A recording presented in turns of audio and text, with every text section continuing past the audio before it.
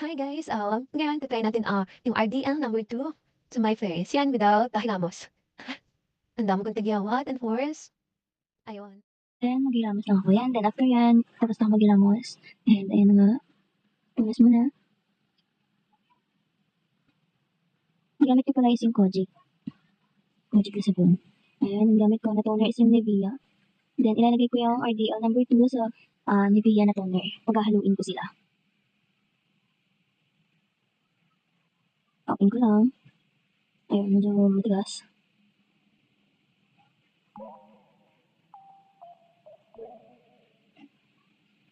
Nalagay ko lang siya sa toner.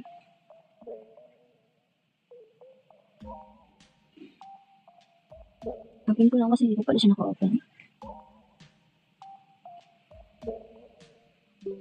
Ayan, check lang yung procedure sa likod. Ayun, nababata sa mainit.